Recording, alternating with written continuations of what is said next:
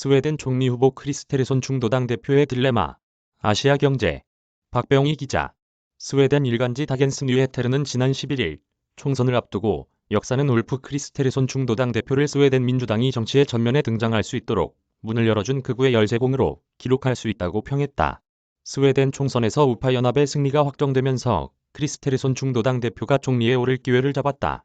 그는 10대 때 정치에 입문했을 정도로 정치권에서 잔뼈가 굵다. 하지만 우파연합과 좌파연합의 의석수 차이가 3석에 불과한 데다 중도당이 스웨덴 민주당의 우파연합, 맹주 자리도 내주면서 정작 총리에 오르더라도 제대로 권력을 행사할 수 있을지 고민해야 하는 상황에 처했다.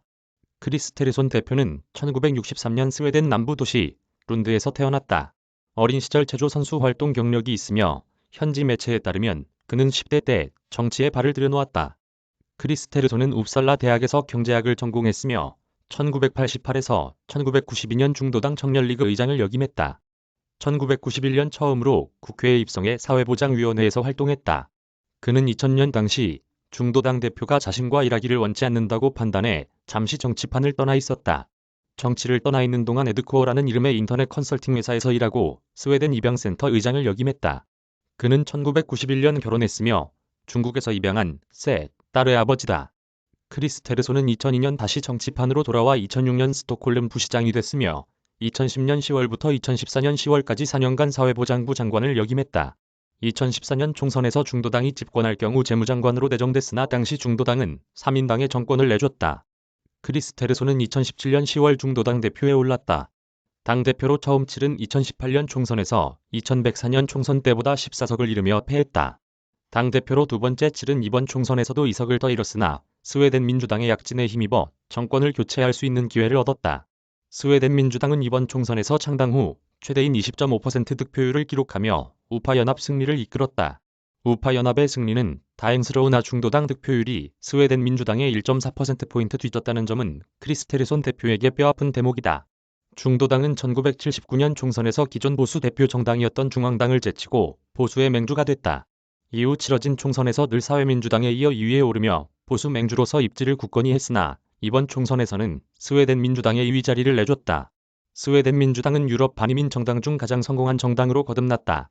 다만 스웨덴 민주당의 극우 성향에 대한 반감도 커 국론 분열을 막기 위해 스웨덴 민주당의 지미 오케손 대표가 아닌 크리스테르손 대표가 총리를 맡을 것이라는 전망이 나온다. 스웨덴 국방대학의 제니마데스탐 교수는 스웨덴 민주당은 원내 2당이라는 입지를 이용해 최대한 많은 것을 얻어내려 할 것이며 크리스테르손 대표 입장에서 문제가 복잡해지는 것이라고 말했다. 쇠데르턴 대학의 안카트리 준까르 교수는 총선 결과는 크리스테손의 입지를 약화시켰다며 스웨덴 민주당이 불과 1%포인트 더 얻었지만 상징적 의미는 크다고 말했다. 미국 정치 전문 매체 폴리티코는 우파연합 의원 2명만 마음을 바꾸면 지난 15일 사임한 마그달레나 안데르손 총리가 복귀할 수 있는 문이 열릴 수 있다고 지적했다. 크리스테르손 대표는 향후 스웨덴 민주당, 기독교사회당, 자유당과 연정 구성을 위한 협상을 해야 한다.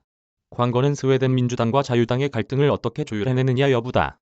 자유당의 한 의원은 스웨덴 민주당이 포함된 어떤 내각안도 부결시킬 것이라고 말했다.